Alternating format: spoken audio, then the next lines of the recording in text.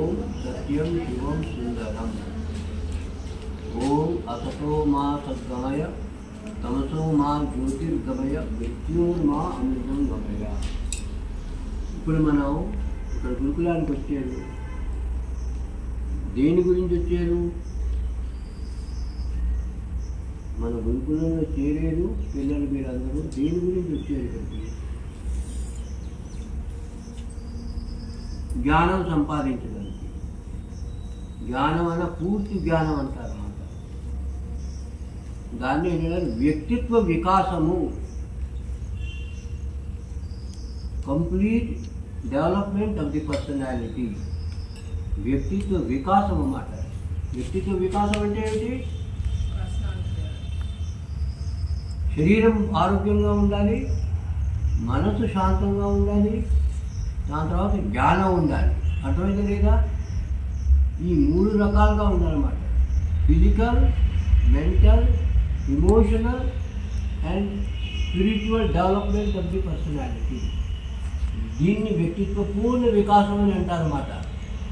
వ్యక్తిత్వం పూర్ణ వికాసం అవ్వడానికి గురుకులాల్లోకి వస్తారు. ఇప్పుడు మామూలు స్కూల్లోకి వెళ్ళారు అనుకోండి, ఏం చేస్తాను? పుస్తక విద్య ఇస్తారు.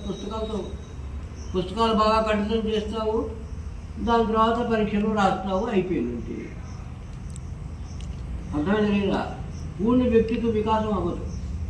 పూర్ణ వ్యక్తిత్వ వికాసం అవ్వాలి అంటే అన్ని రకాలుగా వికాసం అవ్వాలి. మన శరీరం గురించి కూడా మనం నేర్చుకోవాలి.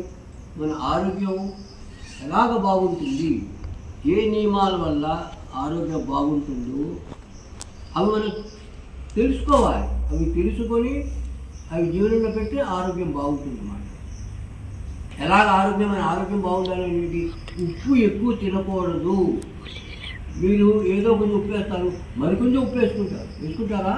అరే ఉప్పు సరిపోలేదని, అది తప్పు. ఉప్పు ఎక్కువ వేసుకుంటే ఏంటవుతుంది? సముద్రం ఒడ్డును చూస్తున్నారా? మేము సముద్రం ఒడ్డును ఉంటాం. మేము ఏం చేస్తాం? ఉప్పు గాలి వస్తుంది. సముద్రం మీద గాలి వస్తే అన్ని తుప్పిలు పట్టేస్తాయి. వెంటనే టీవీలు పనిచేయడం మానేస్తాయి. ఒక 6 నెలలు ఏడాది అయిందనుకోండి, ఆ టీవీ మీద పనిచేయదు అన్నమాట. అలాగైపోతాయి అన్నీ అన్నమాట. అర్థమైందా లేదా? అన్నీ తుప్పిలు పట్టేస్తాయి, పనికి రాకుండా అయిపోతాయి. ఉప్పు శరీరానికి ఎన్ని కావాలి? ఒక 20 ఏళ్ళ వయసు వ్యక్తి 3 గ్రాముల ఉప్పు కావాలి. 3 గ్రాములు. ఆ 3 గ్రాముల ఉప్పు ఆహారంలో ఉండే ఉంటుంది. అయినా కొంచెం ఉప్పు వేసుకుంటే చాలు. ఎక్కువ ఉప్పు వేసుకుంటే ఏంటవుతుంది? నరాలన్నీ వీక్ అయిపోతాయి, బుర్ర వీక్ అయిపోతుంది. అది చాలా కొంతమంది చూడండి, చాలా మంచి తెలివితేటలు ఉంటాయన్నమాట చిన్నప్పుడు. దాని తర్వాత మెట్రిక్ పాస్ అయిన కూడా మనం చదవలేదు. అమ్మా నాకు మీకు చదవడానికి ఇష్టం పుట్టలేదు. ఎందుకు ఇష్టం పుట్టింది? బ్రెయిన్ పాటు చేసుకుని ఉప్పు ఎక్కువ తిని నువ్వు.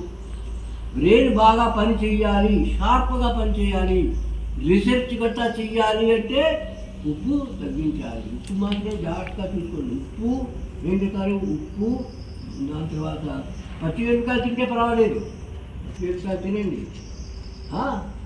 నూనె మంచిది కాదు. మళ్ళీ ఉప్పు ఎక్కువ తిని నూనె ఎక్కువ మీరు తిన్నారు అంటే రుచిగా ఉంటుంది. ఈ నాలుక యొక్క రుచి ఏంటి? ఇక్కడ టేస్ట్ బడ్స్ అని ఉంటాయి అన్నమాట. ఇందులో నాలుక మీద టేస్ట్ బడ్స్ అని ఉంటాయి. అది అలవాటు అన్నమాట. ఇప్పుడు ఒకదానికి నువ్వు అలవాటు అయిపోయింది అనుకో, అదే నీకు బాగుంటుంది. మళ్ళీ కొత్త చోటుకు వెళ్ళాలంటే నీకు మరి బాగుంటుంది అన్నమాట. కొత్త ఆహారం తీసుకున్నావు అనుకో, నీకు బాగుంటుంది. కొత్త ఆహారం అది అలవాటు అవ్వాలంటే మళ్ళీ 3 నెలలు పట్టాలి. ఈ టేస్ట్ బడ్స్ అలవాటు పడడానికి 3 నెలలు పడుతుంది అన్నమాట. అందుకేంటి, చిన్నప్పటి నుంచి తల్లిదండ్రులకి జ్ఞానం ఉండదు. ఉప్పు సరిపోలేదు, ఉప్పు వాళ్ళు ఎక్కువ కూర్చుంటారు. మునుపటి కాలంలో ఉప్పు ఎక్కువ తినేవాడు. ఎందుకు తినేవారు? ఎక్కువ తినేవారు అంటే చెమట్ల కారేవన్నమాట, పని చేసేవారు. హార్డ్ వర్క్ చేశారనుకో, హార్డ్ వర్క్ నువ్వు చేస్తే చెమట్లు కారుతాయి.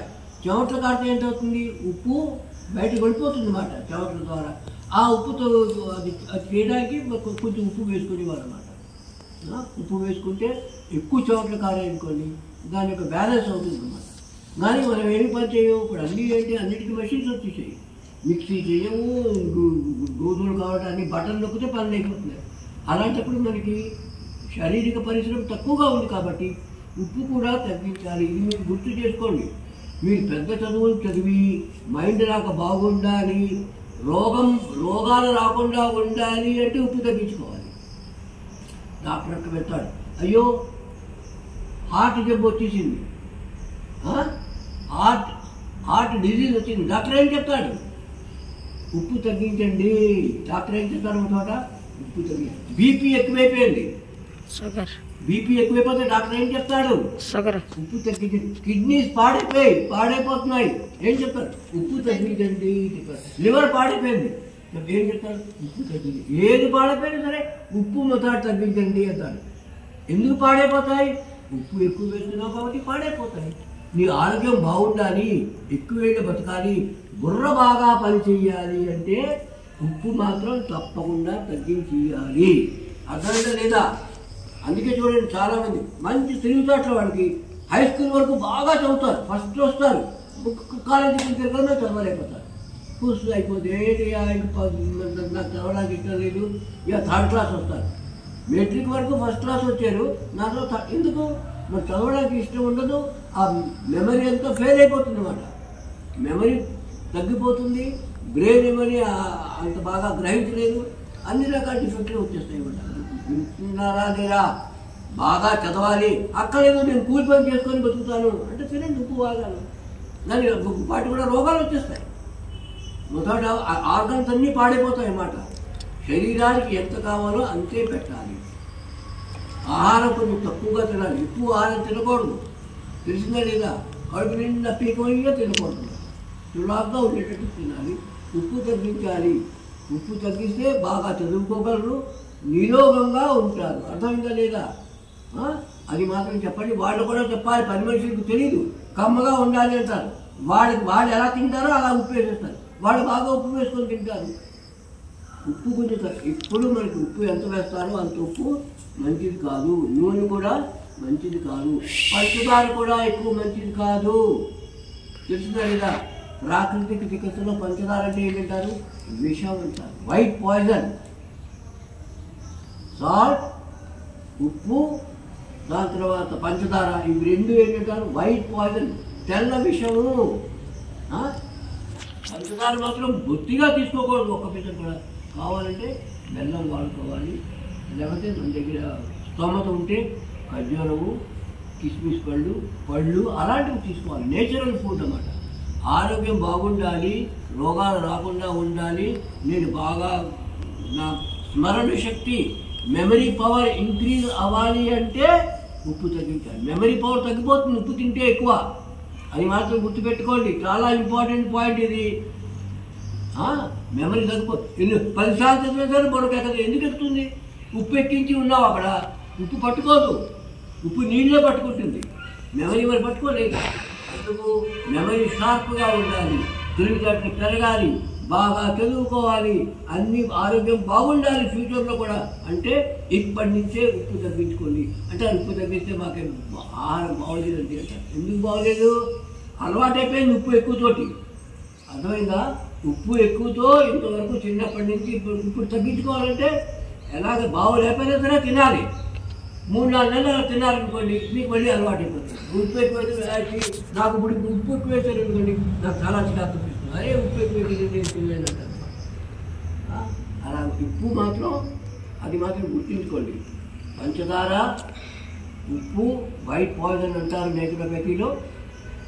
ఇవి జాగ్రత్తగా మనం చూసుకోవాలి. మన ఆరోగ్యం బాగుండాలి అంటేను ఇప్పుడు ఏంటంటే విద్య అంటే ఏమిటి, వ్యక్తిత్వం అంటే ఏమిటి?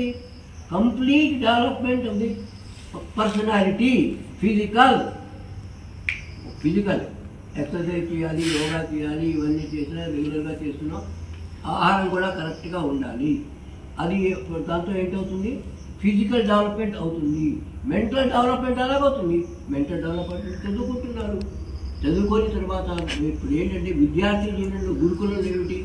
ప్రతి వ్యక్తికి ఒక కర్తవ్యం అనేది ఉంటుంది, ఒక దాయిత్వం అనేది ఉంటుంది. తెలిసిందా లేదా? వ్యక్తిత్వ పూర్ణ వికాసం అవ్వాలంటే జ్ఞానం ఉండాలి, కర్తవ్యం, డ్యూటీ. మీరు డ్యూటీ ఏదో తెలుసుకోవాలంటే నా డ్యూటీ ఏమిటి? ఇక్కడ ఉన్నామంటే ఒక డ్యూటీ మీకు ఉంటుంది. ఏది వేస్ట్ అవ్వకూడదు, చాలా ఇంపార్టెంట్.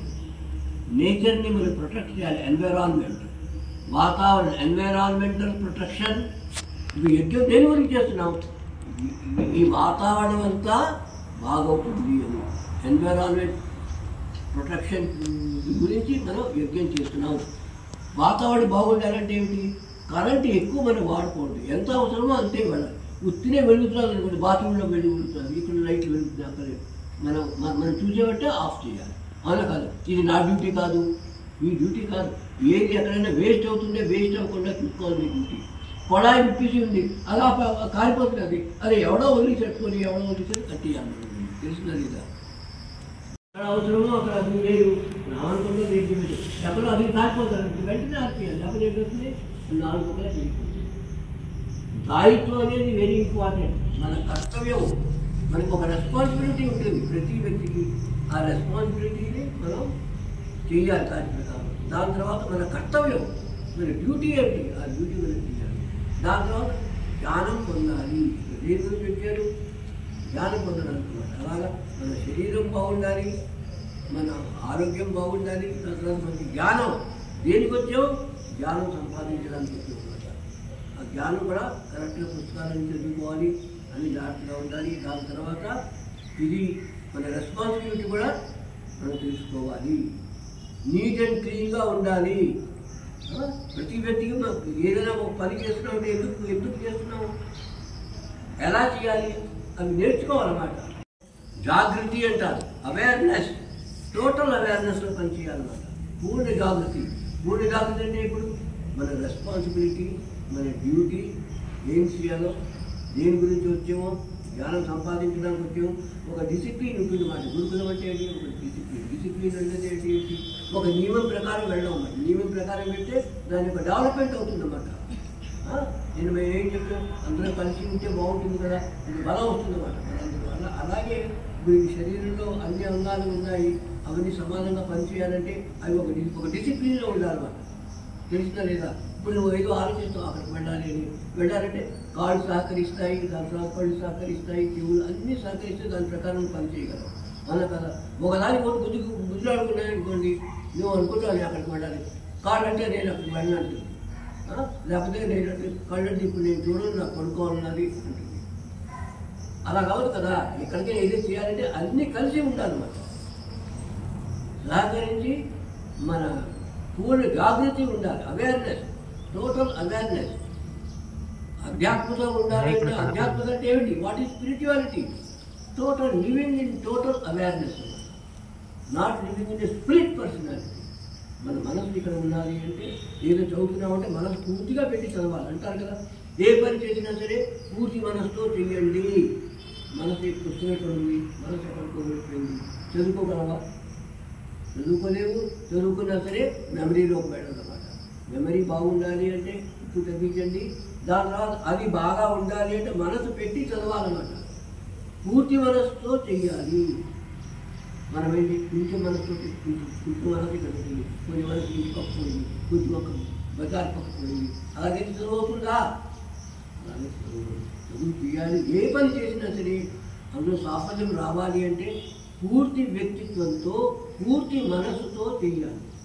అది ఇంపార్టెంట్. గుర్తు మీరు ఏమనుకుంటే ఇంతలా చదువుతా నాకు అది గుర్తుకు రావటం లేదు. మెమరీ పవర్ వీక్గా ఉంది, స్మృతి శక్తి తక్కువగా ఉంది. ఎందుకు తక్కువగా ఉంది? నువ్వు పూర్తి కాన్సన్ట్రేషన్తో నువ్వు చదవలేదు. పూర్తి మనసుతో, పూర్తి వ్యక్తిత్వం పెట్టి అక్కడ చదివేయమనుకో, పూర్తి మనసుతోటి. అప్పుడు ఏంటవుతుంది? నీ మెమరీ పవర్ కూడా డెవలప్ అవుతుంది. అందుకు ఇవన్నీ చాలా చిన్న చిన్న విషయాలే, కానీ ఇవి మనం పరిపాలించలేకపోతే ప్రాబ్లమ్స్ అయిపోతాయి. ఇది మాత్రం చాలా గుర్తుంచుకోండి. మరీ చెప్తున్నాను. ఉప్పు గురించి మాట ఎంత వేసారో, ఉప్పు ఒకసారి తక్కువ అయిందండి మీకు పర్వాలేదు. ఏంటైంది?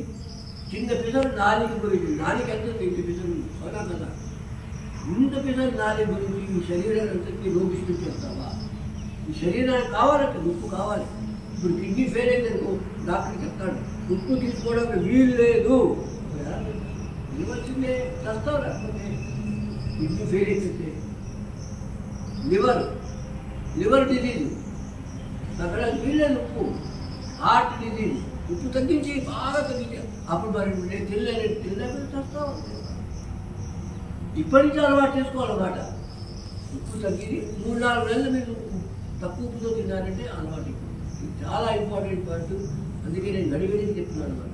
మెమరీ పవర్ ఎక్కువ అవ్వాలి, స్మృతి శక్తి పెరిగించుకోవాలి, చదువుకున్నది బాగా జ్ఞాపకం ఉండాలి, మైండ్ కాన్సన్ట్రేట్ అవ్వాలి అంటే రోగాలు రాకుండా ఉండాలి. ఇప్పుడు కాదు, ఫ్యూచర్లో కూడాను ఇలా మనం జాగ్రత్తగా ఉన్నాము అంటే మన కర్తవ్యం చేసుకుంటూ దాయత్వంతో జ్ఞానం సంపాదించండి. అందరూ బాగుండాలి. ఇది ఏం చేస్తాం? జ్ఞానం సంపాదించుకోవాలి, సుఖంగా ఉండాలి. అది కదా ఇప్పుడు ఏంటంటే ఎప్పుడూ సుఖంగా ఉందాం ప్రయత్నించాను. కాబట్టి రెస్పాన్సిబిలిటీ, డిసిప్లిన్తో మనం ఉన్నాము అంటే ఏంటవుతుంది? మనకి ఆరోగ్యం బాగుంటుంది. ఆరోగ్యం బాగుంటే జ్ఞానం కూడా జ్ఞానం బాగా సంపాదించాలి. దాని తర్వాత ఆధ్యాత్మిక జీవనంలో కూడా ముందుకు వెళ్ళాలన్నమాట. ఈ పుస్తకాలు చదివితే నువ్వు డిగ్రీస్ వచ్చేసి ఉద్యోగం వచ్చేసి అన్నీ వచ్చేసినట్టు కాదు. స్పిరిచువల్ గ్రోత్, నేను ఎవరు తెలుసుకోవాలి. నేను ఎవరు? మనకేంటున్నాయి? మనకి శరీరం ఉంది, చూస్తున్నావు కదా, చూస్తున్నావా? శరీరం ఉంది. దాని తర్వాత ఊపిరి తీసుకుంటున్నావు, తెలుస్తున్నదా లేదా? తెలుస్తున్నది. ఆలోచిస్తున్నావా లేదా? ఆలోచిస్తున్నావు, అవునా కదా? అంటే మనకి మైండ్ ఉన్నది, అవునా కదా? అప్పుడు మనకి ఆత్మ ఉన్నది అంటారు. మన లోపల ఈ మూడేనా? శరీరం ఉన్నది, ఊపిరి తీసుకుంటున్నాం, మైండ్ పనిచేస్తున్నది, దాని తర్వాత ఇంకేంటి ఉంది? ఆత్మ ఉన్నది అంటారు. ఏంటుంది? ఆత్మ ఉన్నదా నిజంగానే అంటారు. అవపడుతుంది ఆత్మ. ఆత్మని చూడటం లేదు. చూస్తున్నావు ఏంటి? ఆత్మని చూడటం లేదు. శరీరాన్ని చూస్తున్నాం, ఊపిరిని చూస్తున్నాం, మైండ్లో ఉన్న ఆరోగ్యాన్ని చూస్తున్నాం, కానీ ఆత్మని చూడటం లేదు. దాని ఆత్మ ఉందా లేదా? ఎలా తెలుస్తుంది?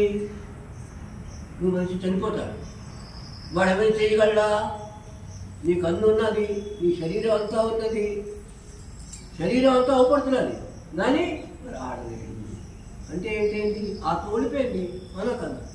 ఆత్మ ఓడిపోయిందంటే ఏమిటి? ఆత్మ ఉండేది కాబట్టి నువ్వు అన్ని చేస్తున్నావు.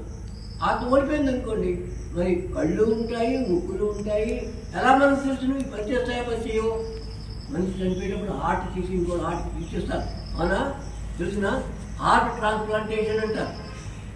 హార్ట్ తీసుకెళ్ళి ఇంకోటి హార్ట్ పెడతారు, అప్పుడు పని చేస్తుంది. తెలిసినా లేదా? లివర్ తీసుకెళ్ళి ఇంకోటి లివర్ ఇచ్చేస్తారు. మనిషికి వాడికి లివర్ బాగోలేదంటే వీళ్ళు లివర్ తీసి చచ్చిపోయిన వెంటనే తీసేయాలన్నమాట. చచ్చిపోయిన వెంటనే తీసేస్తే అవన్నీ పనిచేస్తాయి. నీ కళ్ళు నువ్వు దానం చేశారు అంటే చెప్తారు కదా, దానం చేయాలంటే దానం చేయండి. కొంతమంది దానం చేసేస్తారు అనమాట. నేను చనిపోయిన వెంటనే నా కళ్ళు ఏంటంటే పనికొస్తాయి, హార్ట్, లివర్ అన్నీ తీసేయండి అని వాళ్ళు రాసుకుంటారు అనమాట. ఇప్పుడు ఎవరికైనా కావాలంటే వాళ్ళు చెప్తారు అనమాట, దానం అనుకుంటున్నాడు చనిపోయాడు అంటే చనిపోయిన వెంటనే తీసేస్తారు, తీసుకెళ్ళి వాడు పెట్టేస్తారు, వాడు కళ్ళు చూస్తాడు. అంటే అక్కడ ఆత్మ ఉంది కాబట్టి చూస్తున్నది, ఆ కళ్ళే ఇక్కడ చూడలేవు, ఎందుకంటే ఆత్మ ఓడిపోయింది. ఆత్మ ఓడిపోతే శరీరం పడి ఉంటుంది, ఏమీ అవ్వలేవు. వాడు ఈ కళ్ళు తీసి ఆ కళ్ళు పెడతాడు ఇంకోటికి, వాడు చూస్తాడు. వాడు నీ కళ్ళతోటే వాడు చూస్తాడు, నీ కళ్ళతో నువ్వు చూడలేకపోతావు. ఇక్కడ అయిపోయింది పని. దీని పని హార్ట్ తీసి హార్ట్ పనిచేస్తుంది, లివర్ తీస్తే లివర్ పనిచేస్తుంది, కిడ్నీస్ అన్నీ పనిచేస్తాయి. కానీ ఇక్కడ పనిచేసేది వెళ్ళిపోతుంది అన్నమాట. ఏది అంటే ఆత్మ. ఆత్మ ఉంటేనే ఇది పనిచేస్తున్నది. అర్థమైందా లేదా? ఆత్మ ఉంటేనే ఇది పనిచేస్తున్నది. ఇప్పుడు తెలిసిందా లేదా? ఆత్మ ఉందా లేదా? ఆత్మ లేకపోతే మనం చూస్తున్నాం కదా. అందుకు ఆత్మ లేదు అని చెప్పడానికి వీల్లేదు. మనకి చచ్చిపోయేటట్టు ఆత్మ వెళ్ళిపోయింది, మనకి శరీరం పనిచేయదు, ఇప్పుడు పనిచేస్తున్నది. మంచి దేనివల్ల చేస్తున్నది?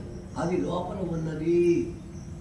అదేమిటి ఆత్మ అనేది? ఆత్మ అంటే ఏమిటి? దాని స్వరూపం ఏమిటి? చైతన్యము, కాన్షియస్నెస్.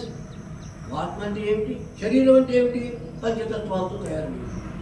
మట్టి, నీరు, అగ్ని, వాయు, ఇంకేంటి? ఐదోది ఆకాశం. 5 తత్వాలతో ఇది తయారైంది. దాని తర్వాత ఊపిరి దేంతో? గాలి. మనస్సు ఏంటి? మనసు కూడా ఈ పంచతత్వాలు సూక్ష్మ రూపంలో ఉండేవి, వాటితో తయారైంది. ఆత్మ దేంతో తయారైంది? ఆత్మలో ఏంటుంది? ఆత్మలో చైతన్యము. అర్థమైందా లేదా? నువ్వు చూస్తున్నావు, వింటున్నావు, ఇవన్నీ ఎలాగవుతున్నాయి? చైతన్యం వల్ల. ఆత్మ చైతన్యం ఉంది, అవునా కదా? నువ్వు సుఖము దుఃఖము ఎలాగ అనుభవిస్తున్నావు? ఆత్మ వల్ల మాట. ఆత్మ ఉంటేనే అది ఆత్మని ఏం చేస్తాను? పడుకోబెట్టిస్తే మరి అది లోపల పడిపోతుందన్నమాట. అనుభవం ఆత్మ ఉంది కాబట్టే మరి ఈ పనులన్నీ చేయగలుగుతున్నాం. ఆత్మ ఏంటి? చైతన్యము. అర్థమైందా లేదా? అది ఉంది, అది ద కాన్షియస్నెస్ అన్నమాట. ఆ కాన్షియస్నెస్ తెలుసుకోవాలి. అది స్పిరిచువల్ డెవలప్మెంట్. పుస్తకాలు చదువుతారు, దాయిత్వం ఉంటుంది, కర్తవ్యం ఉంటుంది. దాని తర్వాత నేను ఎవరో కూడా తెలుసుకోవాలి. మీరెవరు? ఆత్మకి ఆడతనం మగతనం లేవు. నేను ఆడపిల్లని, ఆత్మ తెలియదు. నువ్వు పడుకున్నప్పుడు నీకు తెలుస్తుందా నువ్వు ఆత్మవో మొగాడో ఆడవాడో? మీరు చూడండి, ధ్యానంలో కూర్చున్నారు ఇంకోండి, ఇలాగా ఆడతనం మగతనం ఉంటుంది. ఆత్మకి మగతనం ఆడతనం అనేది లేదు. ఇది శరీరానికే ఉంటుంది. అది మాత్రం గుర్తుపెట్టుకోండి. నేను ఆడదాన్ని మగదాన్ని, అదేమిటి? నా శరీరం ఆడదు, నేను ఆడదాన్ని కాదు, నేను మగాడిని కాదు. తెలుస్తుందా లేదా? నేను శరీరం, ఆత్మ నా స్వరూపము. కానీ నాకు ఒక human body, male body, female body ఉన్నది. ఇదేమిటి? కొన్ని రోజులు కొన్ని ఏళ్ళు అయిపోతాయి, దీన్ని కాల్చేస్తాను. ఇది అయిపోతుందా? ముసలితనం అయిపోతుంది. ముసలితనం అయిపోతే మనకి పనికి రాగుతాయి. అంటే ఏంటి? బట్టలు మార్చినట్టు అన్నమాట. బట్టలు తిరిగిపోతే బట్టలు మార్చుమా? ఆత్మ అనేది చావు లేదు. శరీరానికి చావు ఉంటుంది, కానీ ఆత్మకి ఆత్మ ఎప్పుడూ ఉంటుంది. తెలుసా లేదా? అది శాశ్వతము. అందుకు మనిషి చనిపోతే మనం ఏం చేస్తాం? బట్టలు తిరిగిపోయి, గీతలో భగవద్గీత చెప్తాడు కదా, బట్టలు తిరిగిపోతే వాసాన్ని జీర్ణాన్ని యథా విహాయ నవాని కృష్ణాన్ని నరోపరాన్ని తథా శరీరాన్ని విహాయ జీర్ణాన్ని అన్యాన్ని సయ్యాన్ని నవాని దేహి నైనం చంద్రంతి శస్త్రాన్ని నైనం గాకి పావుక నైనం క్లేదయంత్యాపో నోషేటు మారుత.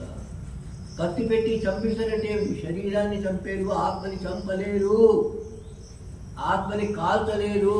అదే గీతలో భగవంతుడు చెప్తాడు. మన ఉపనిషత్తులు, వేదాలు అదే చెప్పాడు. ఆత్మ అనేది ఎప్పుడు ఉంటే దానికి చావు లేదు. శరీరం పంచతత్వాలతో తయారైంది కాబట్టి కొంచెం టైం అయిపోయినకల్లా విసర్జన అయిపోయిందంటే ఈ పంచతత్వాలు ఇందులోకి పంచతత్వాల్లో కలిసిపోతాయి. అవునా కదా? చూసిన చనిపోతారు. చనిపోయారంటే ఈ పంచతత్వాలు కలిసిపోతాయి. అదే కదా పంచతత్వాలు మనం తీసుకుంటున్నాం. ఎంతవరకు ఉంటుంది? భోజనం చేస్తున్నావా, నీళ్ళు తాగుతున్నావా, గాలి తీసుకుంటున్నావా? వాటి వల్ల ఏమిటవుతుంది? ఈ పంచతత్వాలు తీసుకుంటున్నాం. పంచతత్వాలతో పెరుగుతున్నది. పంచతత్వాల మీదే ఆధారపడి ఉంది శరీరం. కానీ చైతన్యానికి అవసరం లేదు. చైతన్యం ఎప్పుడూ ఉంటుంది. మనిషి చచ్చిపోయినా సరే మనిషికి చావు లేదు. చావు లేదంటే ఆత్మకు చావు లేదన్నమాట. చైతన్యానికి చావు లేదు, ఎప్పుడు ఉంటుంది. అందుకు దానికి మొగతనం ఆడతనం ఉండదు. దానికి పుట్టుకులు, చావులు, పెరగడం, తిరగడం అలాంటివి ఏమీ ఉండవు. తెలిసినా లేదా? అది నేను, అది మనం తెలుసుకోవాలి. ఎలా తెలుసుకుంటాం? యోగాభ్యాసం చేస్తే తెలుసుకుంటారు. ఇలా పెట్టి కూర్చున్నారనుకోండి, శాంతంగా కూర్చోవాలన్నమాట. 5 నిమిషాలు 10 నిమిషాలు ఇలా కూర్చోవడం నేర్చుకోవాలి. इनको ध्यान भी सिखाना चाहिए, समझ के ना, खाली पूजा करके उठ जाने से काम नहीं चलेगा. ध्यान अंदर ध्यान చేయాలి. అయిన తర్వాత చూసుకో, నువ్వెవరో తెలుసుకో, నీ స్వరూపాన్ని నువ్వు చూడు.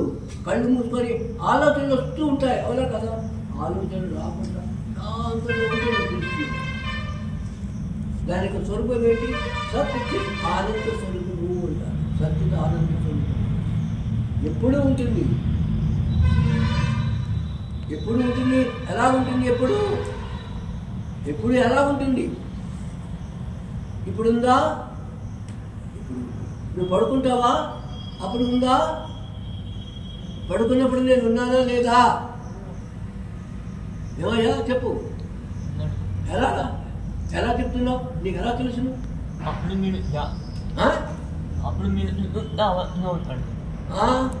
మనం పడుకున్నాం కదా, పడుకున్నప్పుడు నేను ఉన్నానా? లేవు. పడుకున్నప్పుడు కూడా ఉన్నా. స్వప్నాలు చూస్తావా చూడవా? స్వప్నాలు చూస్తారా? కళలు చూస్తారా? కళలు ఎవరు చూస్తున్నారు? నువ్వే చూస్తున్నావు. చూస్తున్నా లేదా? కళలు ఎవరు చూస్తున్నారు? చూస్తున్నావు. కాబట్టి కళల్లో కూడా నువ్వు ఉన్నావు, అవునా కదా? పడుకున్నావు, గాఢ నిద్రలో నువ్వు ఉన్నావా? గాఢ నిద్రలో పడిపోయావు నువ్వు ఉన్నావా లేదా? ఎలా ఎలా తెలుస్తున్నది? కళలు అయిపోయి కళలు కూడా ఉండవు కొంత టైంలో. లేచిన తర్వాత ఏం చెప్తావు? అబ్బా ఎంత హాయిగా పడుకున్నాను చెప్తావా లేదా? అంటే ఏమిటది? నీ అనుభవం అన్నమాట, యువర్ ఎక్స్పీరియన్స్. ఆ ఎక్స్పీరియన్స్ ఎవరికి వస్తున్నది? నేను అంత బాగా పడుకున్నాను, హాయిగా ఉన్నాను. అప్పుడప్పుడు నేను నిద్ర పట్టదలుపుకొని చాలా చికాగా ఉంచుతున్నాను, నిద్ర సమానంగా పట్టలేదు. అంటే ఏమిటి? నిద్ర కూడా ఒక అనుభవం అన్నమాట. అది ఒక అనుభవం. దాని యొక్క అనుభవం మనకు అవుతుంది. ఏంటి? మనసు ఉండదు కాబట్టి మనం తెలుసుకోలేకపోతున్నాం, కానీ అది ఉంటుంది కాబట్టి లేచిన తర్వాత హాయిగా ఎంత హాయిగా పడుకున్నానని చెప్తున్నాం. అది కూడా అనుభవం, అది మనం చెప్తున్నాం. అర్థమైందా లేదా? అంటే ఏమిటి? నేను జాగ్రత్త అవస్థలో ఉన్నాను, స్వప్నావస్థలో ఉన్నాను, సుషుప్తి అవస్థలో ఉన్నాను, సమాధి అవస్థలో ఉన్నాను. కళ్ళు మూసుకునే ప్రపంచం ఉందా? ప్రపంచం లేదు. కళ్ళు మూసుకుంటే ప్రపంచం లేదు. నిద్రలో ఉందా ప్రపంచం? నిద్రలో ప్రపంచం ఎక్కడ ఉంటుంది? మన కళ్ళు మూసుకుంటే ప్రపంచం లేదు. నిద్రపోతున్న కళ్ళు మూసుకొని మనకు లేదు, బయట ఉండింది. ఎవరు కళ్ళు తెరిచి ఉన్నారో వాళ్ళకు ఉంది. కళ్ళు మూసుకుంటే ప్రపంచం లేదు. అందుకే దీని ఏంటంటారు? మాయా అంటారు. ఈ ప్రపంచం అంతా ఏమిటి? కళ్ళు తెరిస్తేనే నువ్వు అవపడుతున్నావు. కళ్ళు మనం తెరచలేదు అనుకోండి, కళ్ళు స్వప్నంలో గడిపావు. ప్రపంచం ఉంటుందా? అందుకే మన స్వభావం ఏంటి? సుఖం మన స్వభావము. మన ధర్మం ఏంటి? నిజమైన ధర్మం సుఖం. సుఖం ఎప్పుడూ ఉంటుంది. మామూలుగా మనం చూసేవంటే ఇప్పుడు సుఖం అనుభవిస్తున్నావా, అనుభవించవా? హాయిగా కూర్చున్నావా లేదా? కూర్చున్నావా? హాయిగా కూర్చున్నావా లేదా? హాయిగా కూర్చున్నావంటే ఏమిటి? ఇప్పుడు హాయిగా ఉంది, అవునా కదా? స్వప్నంలో మంచి స్వప్నం చూస్తాము, ఇప్పుడు హాయిగా కూడా ఉంటుంది. ఎవరైనా పిండి కూర్చోడనుకో కష్టంగా కూడా ఉంటుంది, అవునా కదా? జాగ్రత్త అవస్థలో సుఖము దుఃఖము రెండు అనుభవిస్తున్నావు, అవునా కదా? సుఖము అనుభవిస్తున్నావు, దుఃఖం అనుభవిస్తున్నావు. జాగ్రత్త అవస్థ దోనోగా అనుభవం అవుతాయి, సూపర్ దోనోగా. కానీ నిద్రలో పడుకుంటావు, అప్పుడేంటి అనుభవిస్తావు? అప్పుడు రెండు అనుభవిస్తావు. మంచి స్వప్నాలు చూస్తారు, అవునా కదా? చెడు స్వప్నాలు కూడా చూస్తారు. కుక్క వెంట నువ్వు పరిగెట్టుకుపోతున్నావు, బాగున్నా వస్తుంది, అదే కదా నిద్ర నుంచి బయటకు వచ్చేస్తావు, అవునా కదా? స్వప్నంలో కూడా సుఖము దుఃఖము రెండు ఉన్నాయి. కానీ గాఢ నిద్రలోకి పెడితే ఏంటవుతుంది? ఒకటే ఉంటుంది, సుఖమే ఉంటుంది, దుఃఖం ఉండదు. గాఢ నిద్రలో ఎవడు దుఃఖం అనుభవించడు. అందుకే హార్ట్ పెయిన్ వస్తుంది. హార్ట్ పెయిన్ వచ్చింది అనుకోండి, సీవియర్ పెయిన్ వస్తుంది మనకు.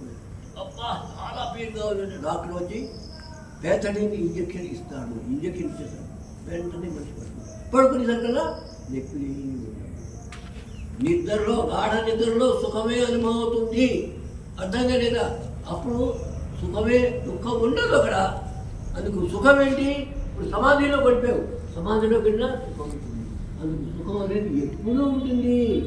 జాగ్రత్త అవసరం ఉంటుంది, స్వప్నంలో ఉంటుంది, సుషుప్తిలో ఉంటుంది, దాని తర్వాత సమాధిలో ఉంటుంది. కాబట్టి మన స్వభావం ఏమిటి?